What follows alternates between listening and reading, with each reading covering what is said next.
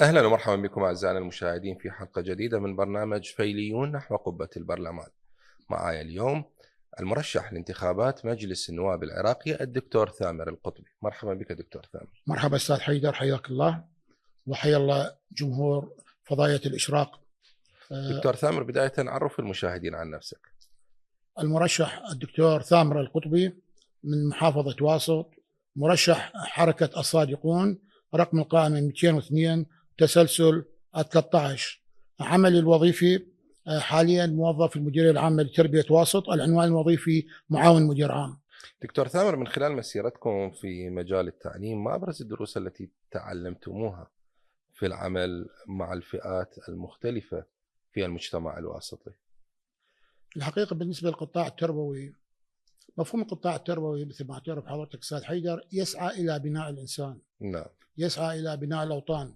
لذلك تجد أن القطاع التربوي هو من أهم قطاعات أي دولة في دول العالم، فعلا. يحظى باهتمام جاد، موازنته في الدرجة الأولى في جميع دول العالم إلا في العراق للأسف الشديد موازنته في أسفل القائمة. القطاع التربوي سابقا يعتبر من أفضل الأنظمة العالمية من حيث قوة المنهج ومن حيث مكانة المعلم في المجتمع. الحقيقة من خلال السنوات التي عملتها كأستاذ في القطاع التربوي وأكثر من 10 سنوات كإداري، سلمت مهام المديرية العامة لتربية واسط كمدير عام أحيانا، و10 سنوات معاون مدير عام.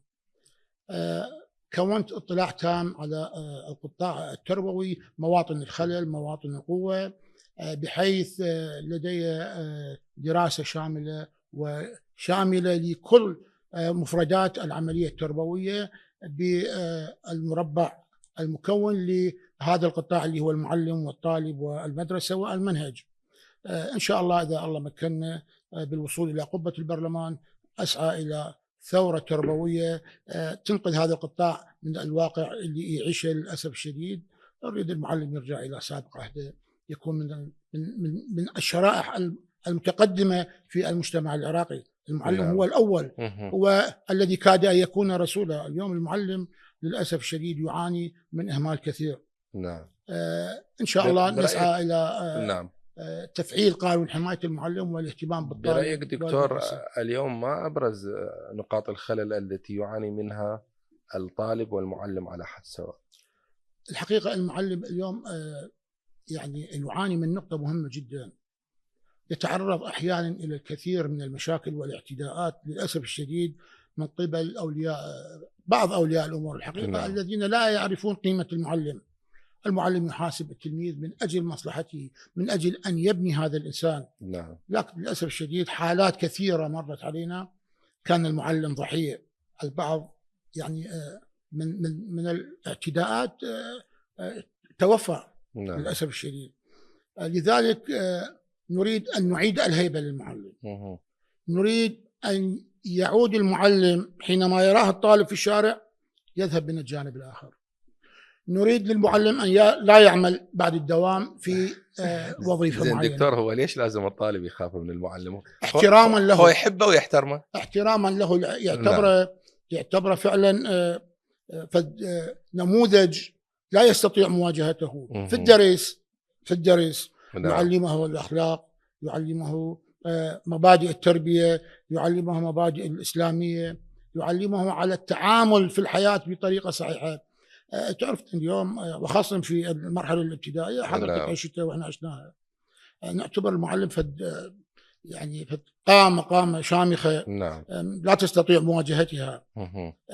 ليس خوفا منه، ولكن احتراما له، احتراما لشخصه. نعم. احتراما لأنه يسمع من والده ووالدته في البيت أن المعلم شيء كبير. نعم.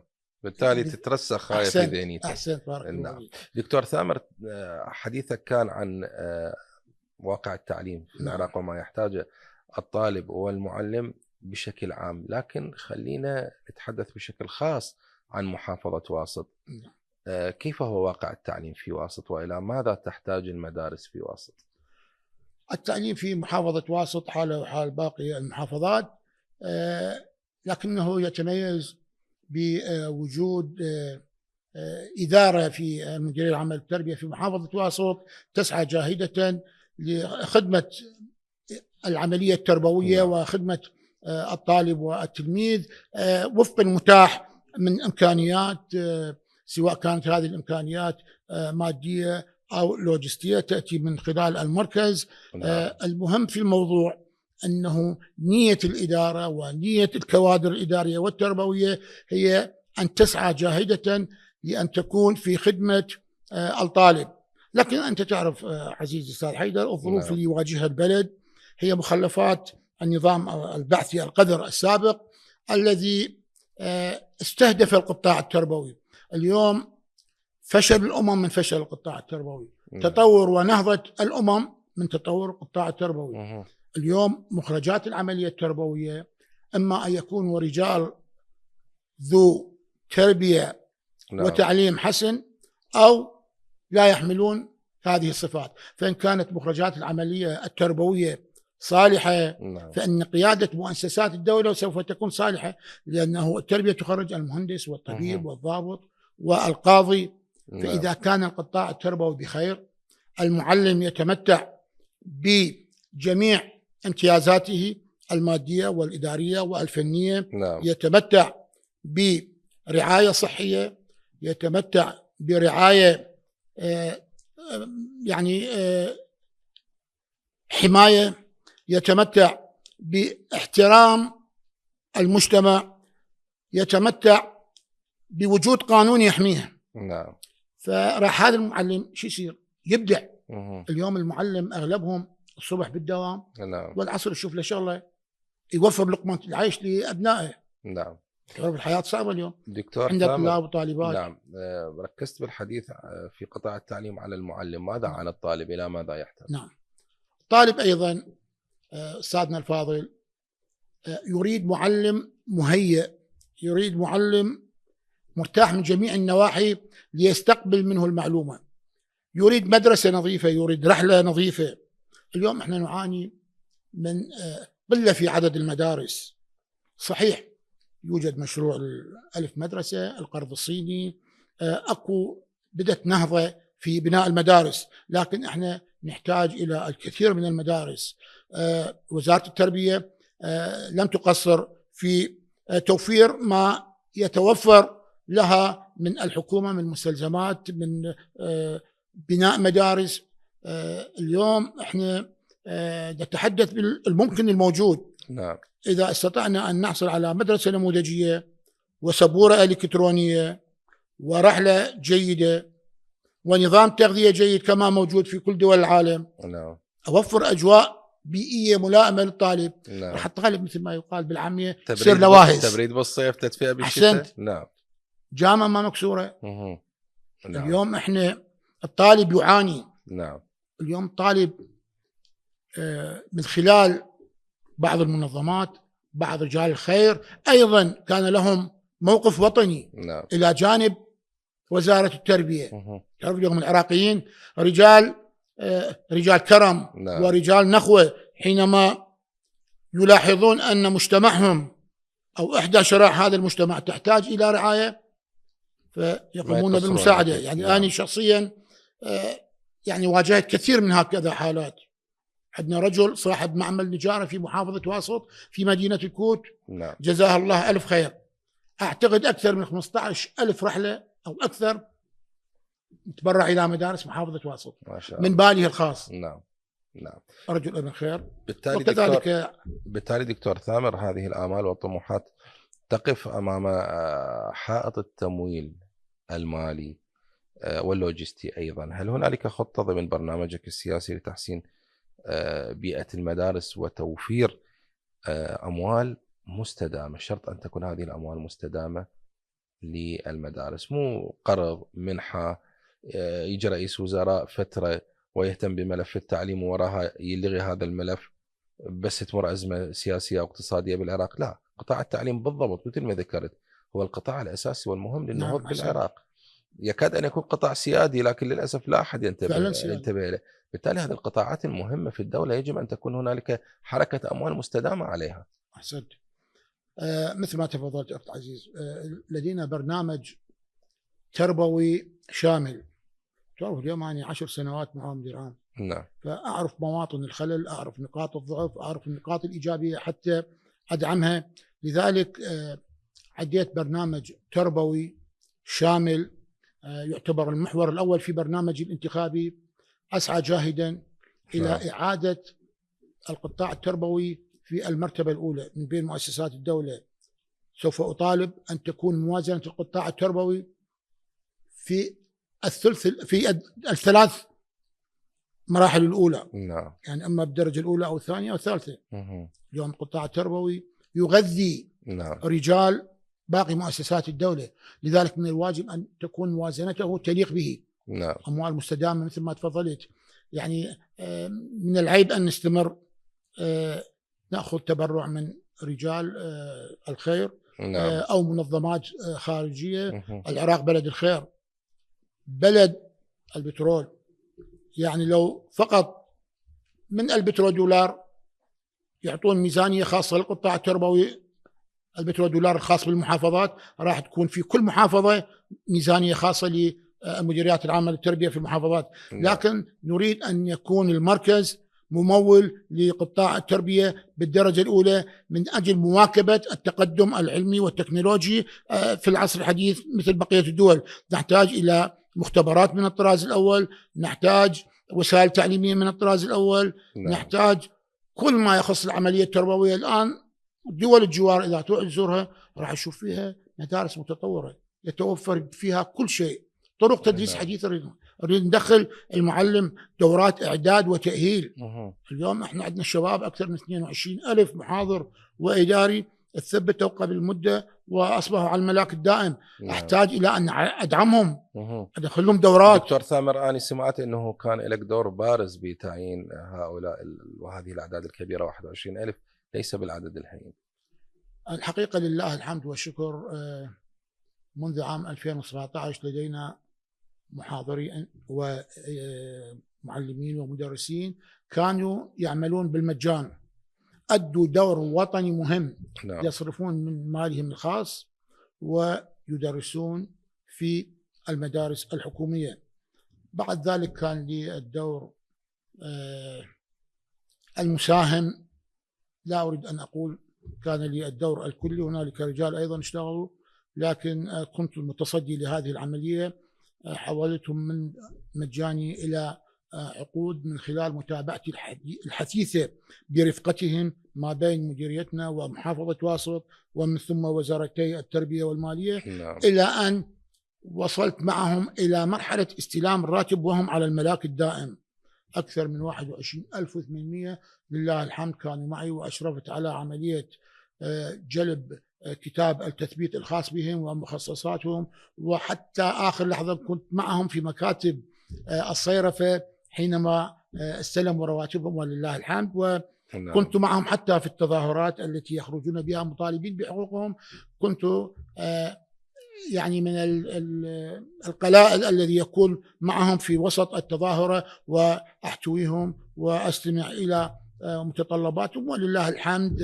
اليوم كنا سببا بسيطا في توفير الرزق ولقمة العيش لهؤلاء الذين أتمنى لهم الخير. إخواني ما أهمية أن يكون المسؤول على تماس مباشر مع من يعمل معهم من الأدنى في المنصب والمركز الوظيفي اليوم، وخاصة في المجال التربوي، تحتاج أن تكون أنت رفيق الجميع.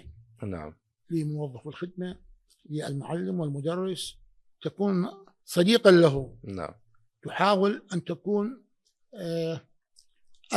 الأخ الأكبر الذي يستمع إلى مشاكلهم وإلى همومهم. بل إذا تصفح صفحة الرسمية على الفيسبوك، أعشق حتى الأطفال اللي بالابتدائي أروح أزورهم وأقعد وياهم أشوف مش يحتاجون، لأنه التربية هي عملية إنسانية. اليوم الله سبحانه وتعالى حينما أوصى أو نزل الوحي على رسول الله كانت أول كلمة هي شنو؟ اقرأ. الإقرأ هي مفتاح القطاع التربوي، مفتاح التربية، مفتاح التعليم. نعم. لذلك يجب أن يكون القائد التربوي سواء كان مدير عام تربية أو وزير التربية أن يكون رفيقا للتلميذ وللطالب وللإدارة موظفي الإدارة. يجب أن يكون هو المقوم، هو المصحح، هو المربي، لا يبحث عن الخطأ من أجل الاقتصاص من المعلم. حينما يجد الخطأ عليه أن يكون المعلم الناصح الموجه المرشد. هي تربية. يعني مو ضابط عسكري حتى من أشوف خلل أجي أحاسب. هذه رسالة إلى البعض الذين للأسف الشديد أصبحوا كأنما ضابط عسكري وطالب عنده، أو ضابط عسكري وموظف تحت إيده. اليوم التعامل بطريقة الدكتاتورية لا تصلح للقطاع التربوي. يجب احترام الجميع. يجب أن تكون مع المعلم معلم، ومع الموظف موظف، ومع الطالب طالب.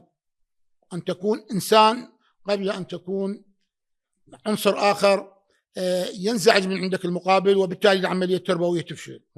أحسنت دكتور ثامر، راح نستكمل معك بمحاور أخرى، لكن اسمح لي أن أذهب إلى هذا الفاصل ومن بعده نعود. ابقوا معنا.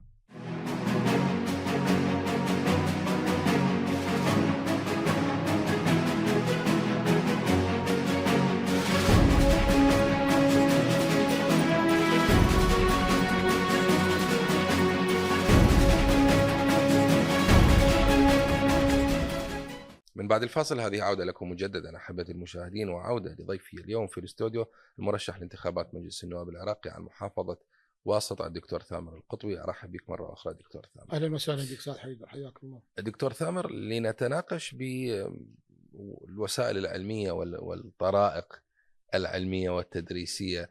هنالك ما يعرف بدورة حياة التلميذ، لنتناقش بهذا الجانب. التلميذ مرحلة ابتدائية متوسطة، من بعد الإعدادية يدخل الكلية، كلها يحتاج لها إلى تهيئة ومستلزمات وعناية تربوية وتعليمية.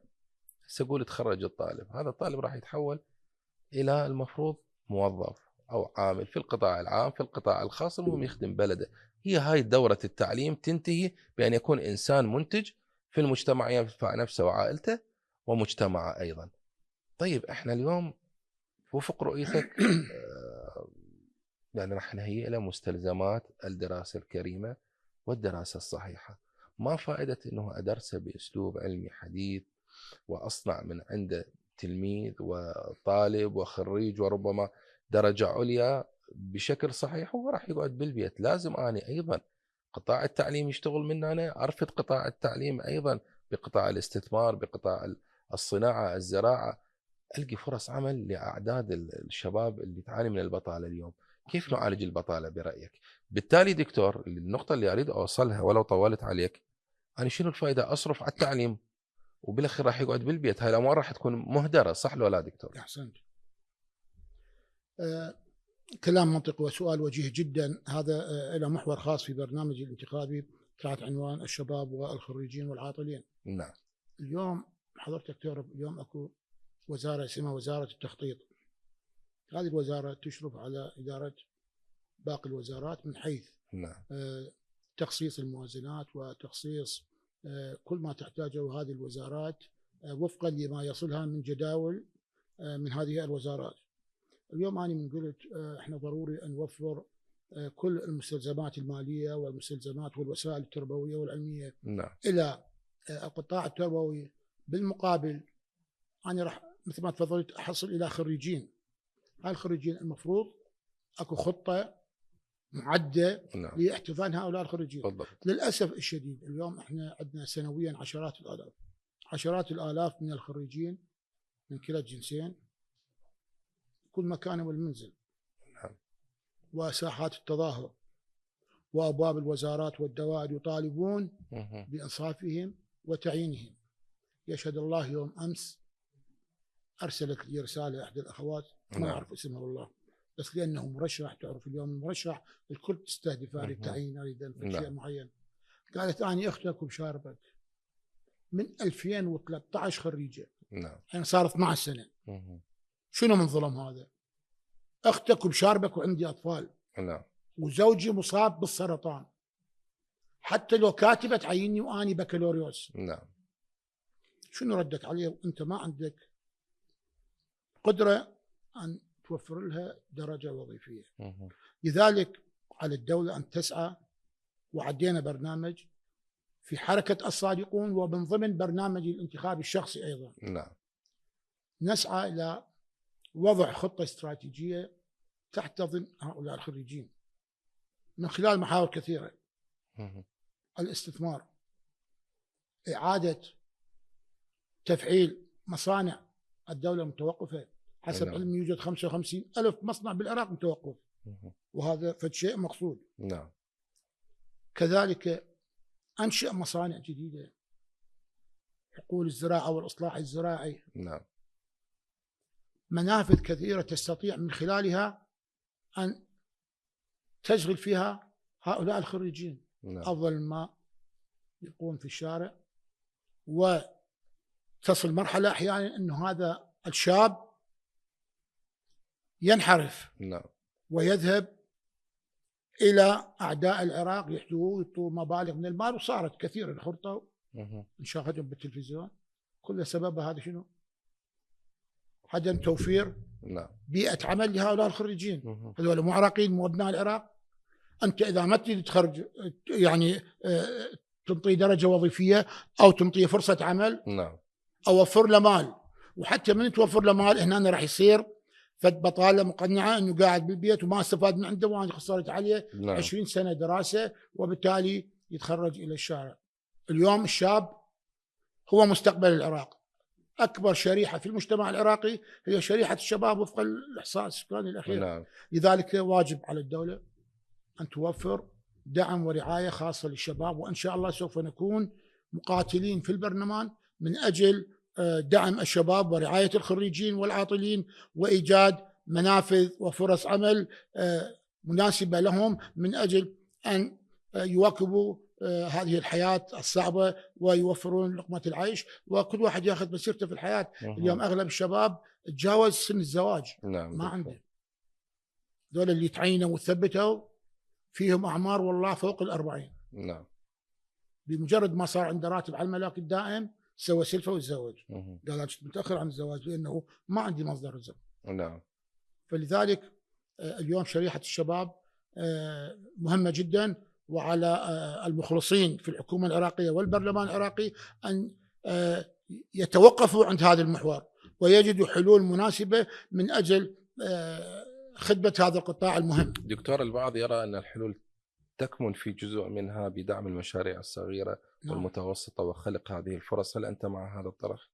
نعم، ممكن أي فرصة نعم فيها مساعدة للشاب وفقا لمؤهلاته. يعني أنا مو أنطي فرصة يعني مبلغ سلفة أنه يروح يسوي لك هذا المشروع. قد يكون هذا المشروع ما يلائم تخصصه. نعم. يعني اليوم أنا فرضا مهندس أو فرضا أنا مدرس، من يعطيني مبلغ أنه أنا أسوي فيه بيفد مشروع، يعني ينطيني أسوي مشروع بناء مدرسة أهلية وأسوي لي مؤسسة تربوية أهلية، ما راح ينطوني، راح يعطوني مبلغ بسيط ممكن أنه يعيننا في فترة معينة، لكن أنا أجد فرصة عمل تلائم التخصص اللي درسه خلال هذه السنوات. نعم. ممكن هذه فرص العمل اللي تخلقها من خلال منح قروض ممكن أن تساهم في نسبة بسيطة في رأيي، لكن أنا أشوف له عمل دائمي مستقبلي يطلع بعد التقاعد يكون لقمة عيش لأبنائه، خليه في مؤسسة حكومية فيها امتيازات لأبنائه، مو أن أجي أعطي مبلغ مال مشروع معين وأقول له روح أنت شوف لك فرصة عمل. نعم. وأعمل لك فد مشروع معين. هسه هذه تكون في ظروف معينة، لكن في وضع مثل العراق اللي بمؤهلات كبيرة جدا من حيث الاستثمار وإنشاء المصانع بناء تحتية، يعني أستغل هذا الشاب في الإنتاج. خلي يكون منتج. نعم. خلي يكون منتج وفقا لما درسه، وفقا لما لديه من معلومات. نعم. خلي استفاد من عنده في مؤسسات الدولة. خلي أوفر له حماية اجتماعية، خلي أوفر له حماية حكومية. اليوم نعم. الشاب يعني خط أحمر في حساباتي، يجب أن نقف معه وقفة جادة جدا. دكتور، بودي أن أشير مع حضرتك إلى نقطة جدا مهمة للمرشحين ولمن سيتبوأ مقعد البرلمان إن شاء الله في المرحلة المقبلة. كلهم خير وبركة ومدركين لمدى المرحلة الخطرة اللي يمرون بها الشباب ومدى معاناتهم من البطالة. وسعيهم من أجل إيجاد فرص عمل من خلال القطاع العام والقطاع الخاص. القطاع الخاص هنا تكمن المشكلة. يعني أتمنى أنه الصورة تكون متكاملة لدى النائب في البرنامج الانتخابي، إلى أنهم مو تكون فكرة خلق فرصة عمل بالقطاع الخاص للشاب وانتهى ويترك تحت رحمة رب العمل وصاحب المال وغيرها. أحسنت. لازم يهيئ له شيء وضمانة حقيقية. شلون موظف الدولة اليوم عنده تقاعد، ما يصرفه لأي سبب كان، يعامله بشكل جيد، مخصصاته مضمونة، عدد ساعات العمل تكون عادلة وغيرها من هذه الأمور. أولا حتى لا يحس بتفرقة وطبقية بينه وبين موظف الدولة، وحتى لا تبقى عينه على الدولة، لا أنا أريد إلا تعيين. يا شنو؟ لأن التعيين مضمون. هاي الكلاسيكية اللي تربينا عليها لأن شاهدنا آبائنا بالدولة، والعمل مضمون عند الدولة وغيرها من هاي الأمور، بحيث حتى الشباب ابتعدوا اليوم عن الاستثمار وعن العمل بالقطاع الخاص. لذلك أنا في معرض حديثي ذكرت أنه تفعيل الاستثمار وتفعيل مصانع الدولة، هذه المصانع حتى الأهلية، المصانع الحكومية والأهلية، وأربطها بموضوع دفع الفروقات التقاعدية. يعني هذا الموظف سوف يكون سواء في الدولة أو في المصنع، المفروض أهيئ له امتيازات نفس الامتيازات اللي ياخذها الموظف في دوائر الدولة، إذا كان بالأهلي أو بالحكومة. أحسنت. يجب أن يكون بنفس المواصفات اللي حتى أشجع. أنا اليوم شوف في دول الخارج المهندس قليل منهم يشتغل في مؤسسات الدولة، يشتغل في القطاع الخاص، في الشركات، أربح في المصانع، في المعامل، الراتب أكثر. نعم. الآن إحنا عندنا في محافظة واسط لدينا حقلين من النفط، حقل الأحدب وحقل غاز بروم. راتب الموظف أو المهندس من أبناء واسط في حقل الأحدب يتجاوز 2000 إلى 3000 دولار أو 2000 إلى 2500 دولار. لكن في إذا تعين مهندس راتبه أول بدايته يجوز 600 700 ألف دينار.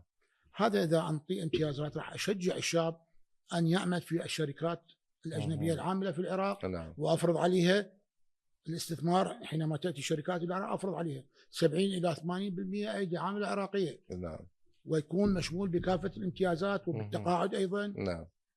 حتى هذا لا يظل عينه على الدولة مثل ما تفضلت ويصير تخمة. الآن أنا متأكد يجوز ينتقدني البعض، أكو تخمة في مؤسسات الدولة بالفعل. أكو تخمة، أنا متأكد ترهل إداري. لكن هذه الترهل وهذه التخمة يعني مفروضة، لأنه ماكو فرص عمل خارج القطاع فعلا. اليوم المواطن أو الخريج مستعد في ساحة التظاهر يقتل نفسه، والبعض أحرق نفسه لأنه ماكو فرصة عمل بالشارع، ماكو مصنع يحتوي، ماكو شركة تحتوي. فلذلك ماكو ملاذ آخر. تعين بالقطاع الخاص يعطيني 400,000 اذبها على الكراوي وعلى لفة فلافل. فلذلك ماكو غير ملاذ إلا ملاذ مؤسسات الدولة. لكن إذا كان هنالك خطة وبرمجة لهذا الوضع، بالتأكيد أن سوف يسعى الشاب إلى الابتعاد عن مؤسسات الدولة ويذهب إلى السوق من خلال عمله في الشركات وفي المصانع وفي أي موضوع من مواضيع العمل من خلال الاستثمار وغيرها. لذلك هذا الشيء يراد لدراسة خاصة إن شاء الله وتشريع قوانين. المهم أنا مو أجي كبرلماني أخذ المواطن بيدي وأروح أدور له فرصة عمل بالدوائر، لا. أنا المفروض أشرع له قانون يحميه ويوفر له امتيازات سواء في القطاع بالعام أو بالقطاع الخاص. وأبدي أراقب تنفيذ هذا القانون، وأبدي أحاسب من أجل أن يشعر الشاب أنه أكو جهة رقابية تحميه وتساعده وتوفر له كافة الإمكانات اللي أقرها القانون اللي تم تشريعه. نعم دكتور، يعني نربط موضوعنا بالحديث عن احتياجات المعلم اليوم. أضرب لك مثل من بيئتك التربوية والتعليمية، والمشاهدين هسه كلهم يمكن يأيدون هاي الفكرة. اليوم المدارس الأهلية مراقبة من الحكومة، مراقبة حتى من نقابة المعلمين، من وزارة التربية، تفرض على المعلم بالمدرسة الأهلية النظام الحكومي والدراسة وفق ساعات وسياقات معينة. يعني بمعنى كل واجبات المعلم في المدرسة الأهلية يقوم بها بنفس طريقة المعلم بالمدارس الحكومية. لكن بالمقابل حقوقه شنو؟ الحقوق ما ضامنتها الدولة، تريد من عنده فقط الواجبات، شأن أبو الحكومي، بينما الراتب يقول له أنت محددك أبو المدرسة الأهلية ب400,000 ب500,000 في أفضل الظروف. يعني رايد بالمقابل واجباته يؤديها حالة أبو الحكومي، بينما امتيازاته لا، تاركها على صاحب المال والمستثمر وصاحب المدرسة. بالتالي وين العدالة بالموضوع؟ هي هنا هاي احنا اللي نتحدث فيها، انه يجب ان تكون كفة الميزان متساوية. الحقيقة القطاع التعليم الأهلي هو رافد حيوي ومهم جدا، نعم. وساند إلى قطاع التربية الحكومي، لكن يجب أن يكون وفق ضوابط صارمة، وفق خطة معدة لهذا الغرض. نعم. اليوم أنا أتابع وألاحظ، وعملي هو أيضا ضمن هذا المجال. نعم. قطاع التعليم الأهلي فيه خلل كبير، يحتاج إلى مراجعة كبيرة جدا، مراجعة نعم. شاملة من حيث امتيازات اللي يحتاجها المعلم. نعم. اليوم أغلبهم يشتغلون بالمدارس الأهلية، لكن ما مسجل في الضمان الاجتماعي. بالفعل. نعم. هذا إذا سجل بالضمان الاجتماعي راح يعتبر خدمة وظيفية إليه. نعم. إذا تعين بالتعليم الحكومي نعم. خدمة تضاف إليه، لكن إذا ما مسجل بالضمان وما دافع استقطاعات الضمان الاجتماعي ما راح تعتبر خدمة إليه. هذه من النقاط المهمة التي يجب أن تتابع. نعم. كذلك هنالك للأسف الشديد استغلال من بعض مؤسسي المدارس الأهلية للمعلم، يشوفوه محتاج ومجبر أن يعمل نعم. في دوام ثاني، وبالمقابل يوجد تفريق ما بين الطالب والمعلم. من أي ناحية؟ نعم. اليوم يجعلون من الطالب هو أداة للتحكم بالمعلم للأسف الشديد. اليوم المعلم أني قد ما يكون محترم بالمدرسة الحكومية يجب أن يكون محترم وتوفر له كل السبل بالمدرسة الأهلية. كذلك الطالب. اليوم المؤسسة الأهلية ومسؤولين المؤسسة الأهلية يجب أن يتمتعون بالعنصر الإنساني. اليوم أنت صحيح تاجر، لكن تاجر كون تاجر تربوي. نعم. لا تكون استغلالي على حساب المعلم وعلى حساب الطالب. نعم. لا تنطي المدرس أبو اختصاص الرياضيات 10 و12 مليون و8 ملايين و9 ملايين بالشهر وتروح تنتزعه من مدرسته الحكومية بحجة إجازة 5 سنوات أو غيرها، وتجيبه للمدرسة الأهلية وتترك الطلاب بالمدرسة الحكومية. هذه نقطة مهمة من مواطن الخلل الموجودة فعلا عند بعض إدارات المدارس الأهلية من خلال علاقاتهم. طبعا وزارة التربية جادة مع الهيئات الرقابية واللجان المشكلة في المديريات العامة للتربية تتابع هذه الحالات، وقد كافحت حسب علمي الكثير من هذه الحالات. إخواننا أعضاء الإدارات أو رئاسات هذه المدارس الأهلية يعني فيهم من الرجال المخلصين اللي يدعمون العملية التربوية بطريقة صحيحة. يعني احنا في محافظة واسط عندنا مجموعة من المدارس والله العظيم تنحني لهم أجلالا. يعني يجيبون الأول على العراق، يوفرون امتيازات للطالب والمعلم وحتى يدفعون لهم ضمان اجتماعي. ولكن بالمقابل عندما يجتمع العمل والتاجر أو المستثمر بالروح الإنسانية والحقيقية والتربوية يحقق إبداع. دكتور ثامر، فاصل من بعده راح نستكمل بمحاور مهمة أخرى، قطاعات خدمية تحتاجها واسط وتحتاج الكثير صراحة. خليكم ويانا.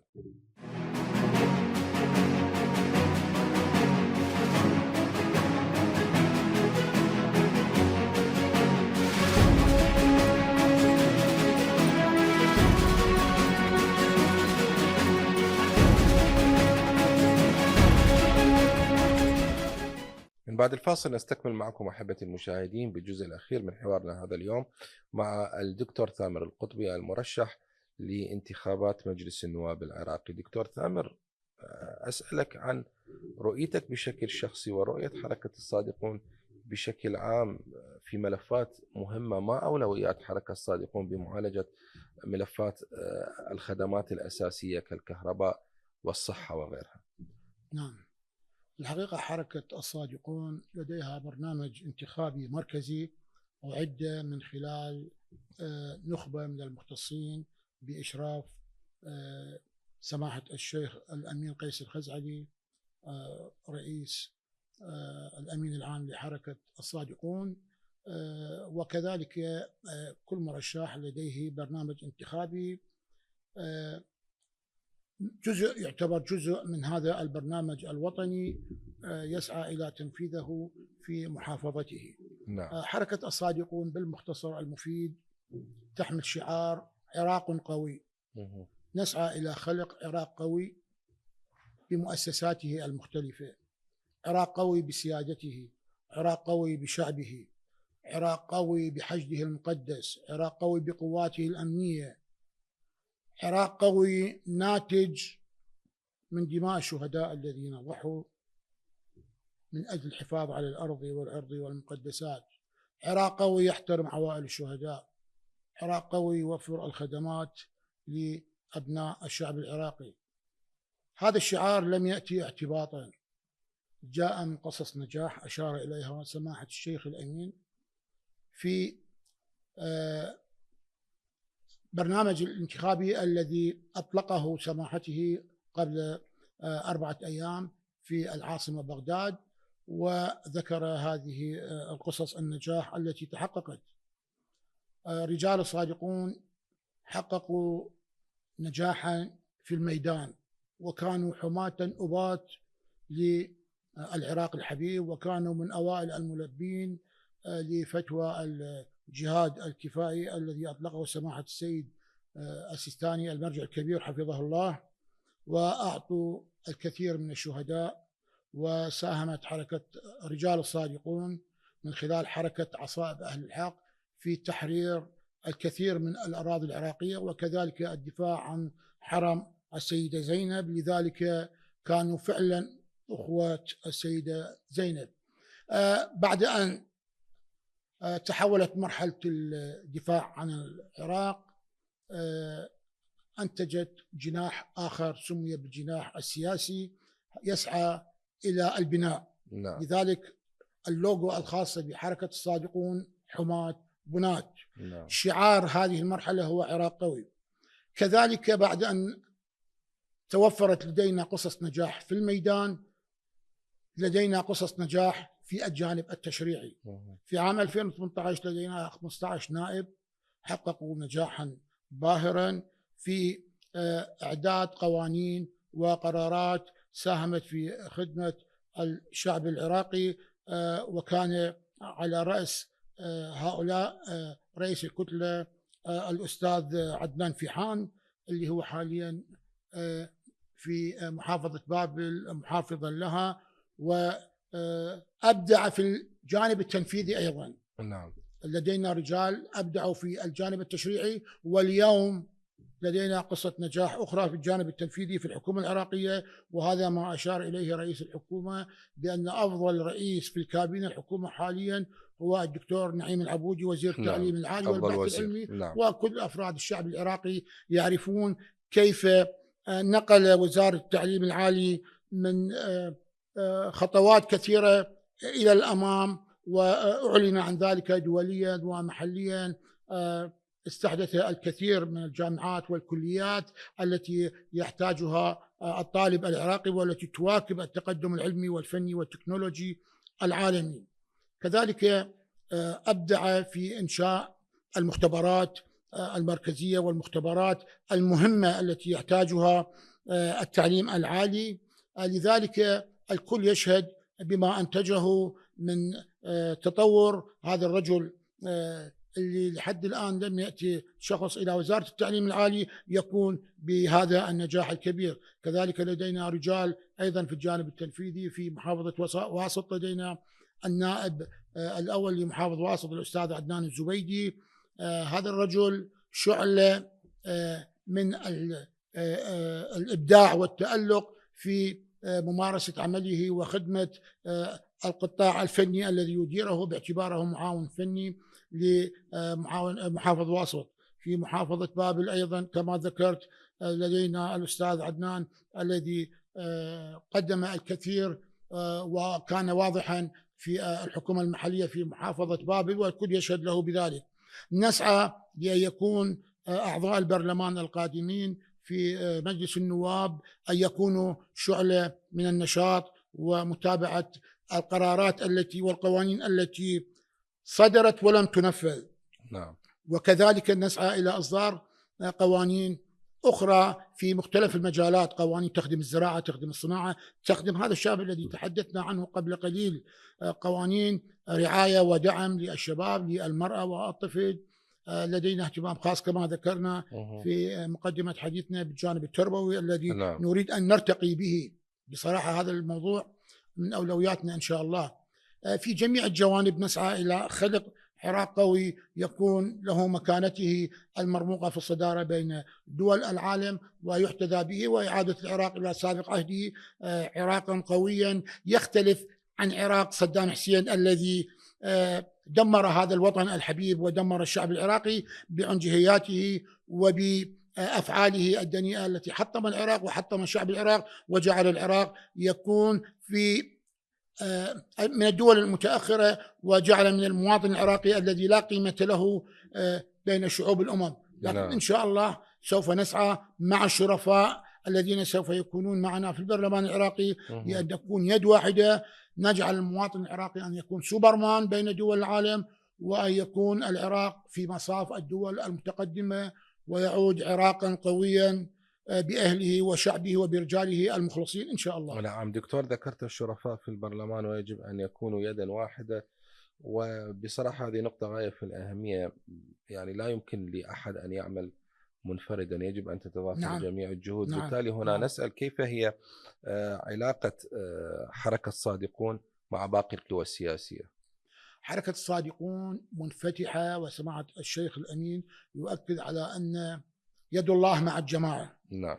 متى ما كنا متحدين، متى ما كنا متعاونين مع بعضنا، نعم، يدنا وأيدينا مفتوحة للجميع. الكل عراقيين، كل له أيديولوجيته الخاصة وله برنامجه السياسي والانتخابي، لكن بالمحصلة النهائية الكل عراقيين، والكل يجب أن يكونوا في خدمة العراق وشعب العراق.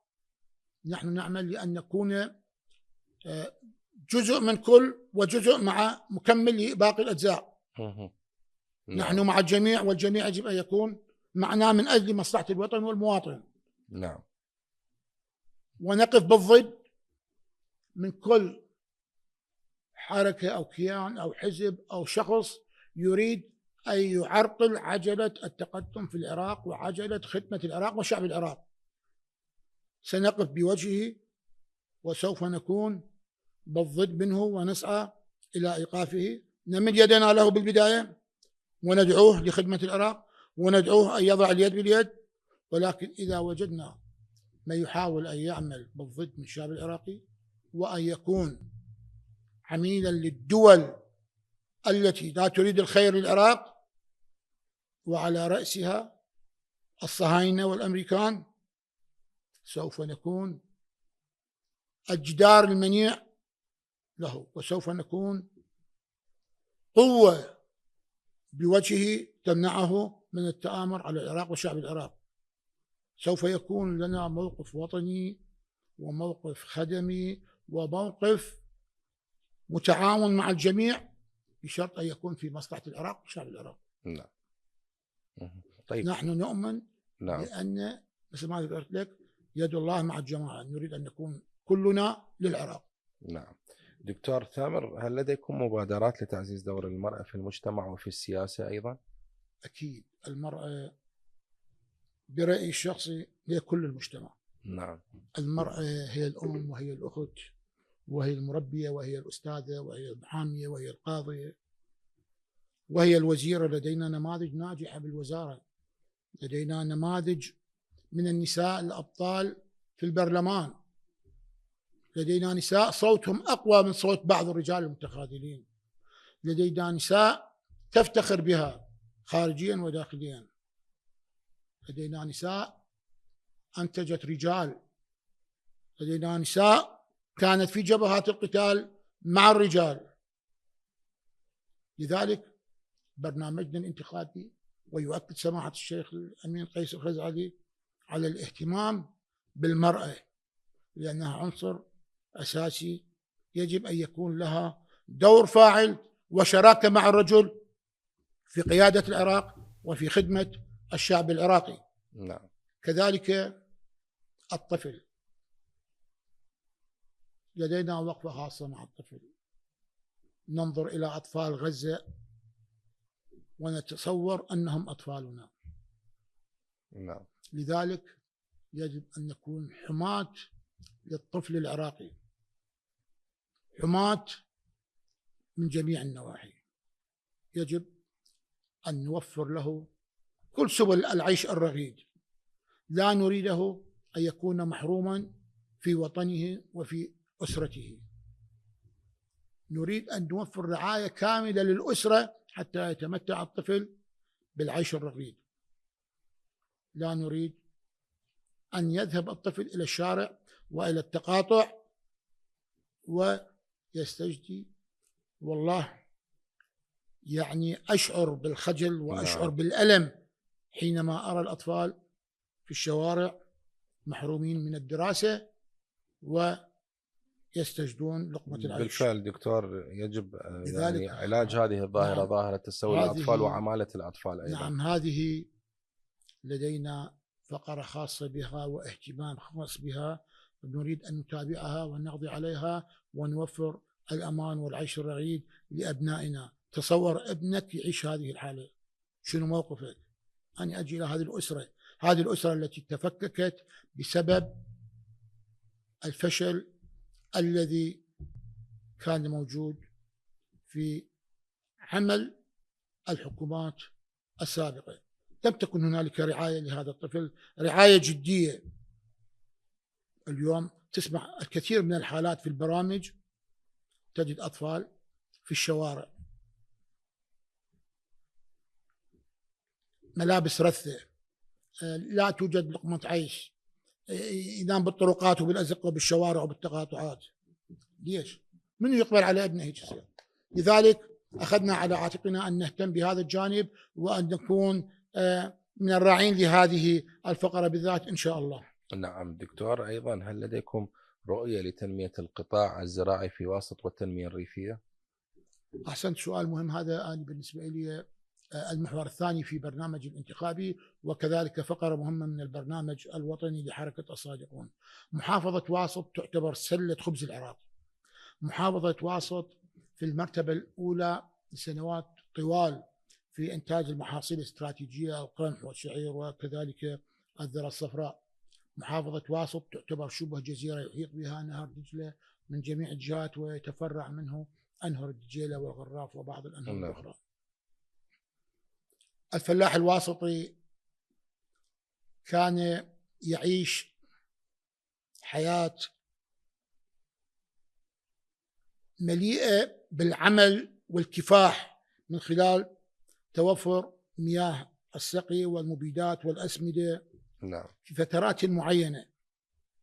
لكن للأسف الشديد في السنوات الأخيرة الفلاح بدأ يهجر أرضه. نعم. ويبحث عن وظيفة موظف خدمة أو حارس له أو لإفراد أسرته لكي يستطيع أن يعيش. حصة مائية ماكو، وإذا أكو تيجي ساعة تنقطع الكهرباء أو ساعتين وما يستطيع أن يروي الأرض. نعم. أسمدة جيدة ذات نوعية ممتازة ما موجودة، مبيدات ما موجودة، الكثير من الأراضي غير صالحة للزراعة، دعم مالي ماكو، مكننة زراعية ماكو. نعم. تسويق، يذل الفلاح إلى أن يستلم مبالغ التسويق. نعم. هذه كلها نقاط أدت إلى فشل القطاع الزراعي وخاصة في محافظة واسط. لذلك لدينا خطة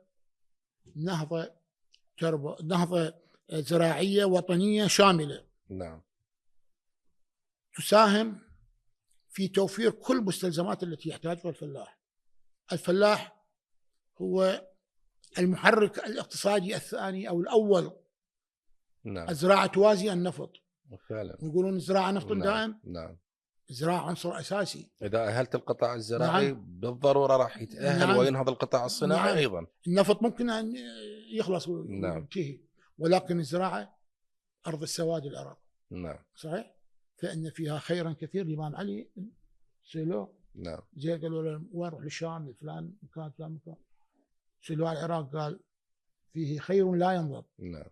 لذلك احنا لازم نستخدم الاسلوب الصحيح والخطه الصحيحه في النهوض بالواقع الزراعي لنعيد الحياه الى الزراعه والى المنتجات الزراعيه. اليوم نستورد نعم. برتقال مسلفن وتفاح مسلفن منين؟ من الاردن. نعم. اللي هي ما عندها نهر تسقي على الابار، ما عندها حتى لو عندها نهر اصلا، هي قاعها عباره اراضي عن صخريه، تربه وصخريه وصحراء. يعني احنا نعم. العراقيين نستورد تفاح، نستورد طماطم. اليوم الفلاح اذا ينتج طماطم تكلف الكيلو عليه 1000 دينار.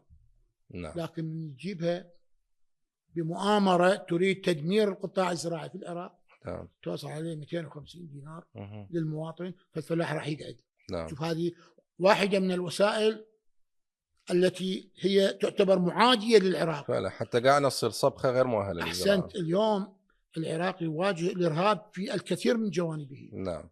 داعش انتصرنا عليهم لان عدو وجها لوجه، ولكن اكو ارهاب انواع. نعم. منها انا اعتبر هذا الارهاب الزراعي الذي يريد ان يدمر العراق وفق خطه مدروسه. نعم. شنو الطماطم تجيك نوبات 3 بربع مثل ما يقولون. نعم. والفلاح دا يزرع ب 750 كيلو. لذلك يجب مراجعه شامله لهذا القطاع. نعم. وان ينهض بهذا القطاع، وهو محور مهم جدا في احسنت الوطني دكتور ثامر، نتمنى لك التوفيق بالسباق الانتخابي، وشكرا جزيلا على هذا الحوار. شكرا لجنابك الكريم ولكل مشاهدينا الكرام ولإدارة وعاملين في الفضائية المحترمة، فضائية الإشراق، هذه الفضائية اللي لها مكانتها، ومتابعيها المحترمين لما تقدمه من برامج تهم المواطن العراقي وتهم جميع مكونات الشعب العراقي. نسأل الله يوفقنا ويوفقكم لخدمة العراق والشعب العراقي. شكرا دكتور، كذلك أشكر كل من تابع حلقة هذا اليوم. مع السلامة.